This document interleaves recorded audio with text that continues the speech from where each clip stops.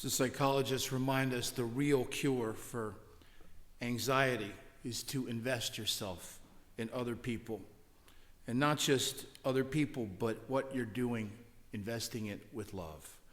Because if you're lucky enough to commit your life in love to something bigger than yourself through other people, you'll find an inner peace even when the world around you is falling apart. And make no mistake, Bill's love for his wife, Glad, is extraordinary. It's heroic what he's doing for her. She has declined to the point that they have very minimal emotional interaction. And if you've been through this, you know how Alzheimer's robs your loved one of personality slowly but surely. And he's every day living with this loss. But through love, this is what he wants to do. He's chosen a deeper love that Jesus came to tell us about. And the greater miracle to me is not the supernatural kind. It's the transformation that comes when we release love in our world. It changes the situation, and in this case, that change is very material. She has care and compassion for her. It's better. It's healing. It's not a cure, but it is very healing. And that's the great hope, that the miracle of love can be unleashed in our world, a miracle of just compassion, and it makes a material difference. This week, in the midst of the cynicism and the partisanship of a very ugly campaign, I had to dial up the past again to see if I really remember things like that in the past or whether I put a sheen on them. I was watching a few videos of Bobby Kennedy. I am sure that something came over Bobby Kennedy after his brother was assassinated, his older brother, the brother that he looked up to. He could have been crushed by that death emotionally. Instead, he had a spiritual conversion, although he never talked about it, and he was always a religious person from the time he was a child.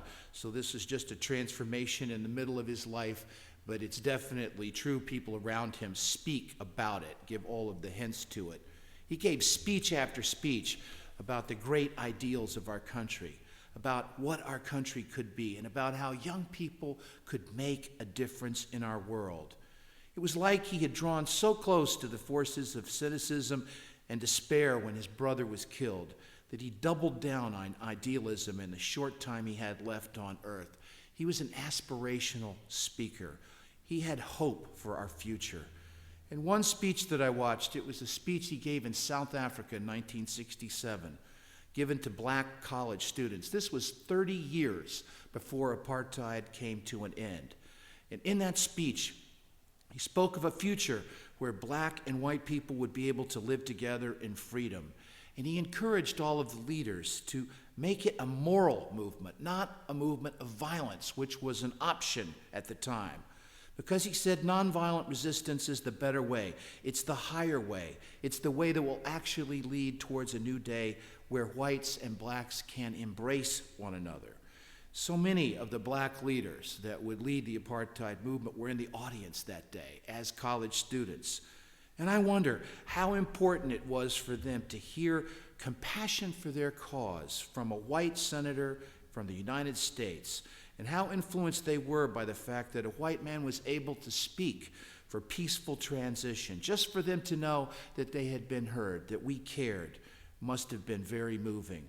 Bobby Kennedy made a material difference in our country, and it was shortcut when he was tragically assassinated. And I'm not making it up. PBS did a documentary film on his life, and at the very end of that documentary, they show a train going across our country. Bobby Kennedy was killed in California. Before he was laid to rest in Washington, D.C., they put his casket on a train, and that train went slowly through all the towns in the Midwest as it made its way across our coast. Someone filmed it from the back of the train, and I'm glad they did, because what you saw over and over, this train would go through little towns, and these towns had hundreds and hundreds of people that came out to pay their respect. But what was so moving was to see how integrated those crowds really were. There were white families and black families standing right next to one another, and this was in the middle 60s when that wasn't as often done. Men removing their hats. And I was watching this, and I'm like, wow. Such a reminder that Dr. King, Bobby Kennedy, and so many of the other leaders of the civil rights movement at that time They were moving us in a better direction. We were headed in a better direction. It can be done. We can live out of a higher way, out of a higher calling. And so can you. And you will not abrogate evil things from happening around you. Violence will continue.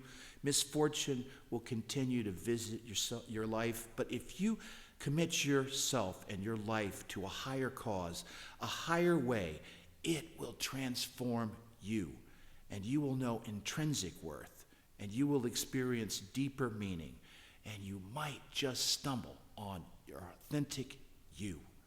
So peace and blessing be with you in this season of anxiety. May the deeper meaning find its way to you as well. Amen.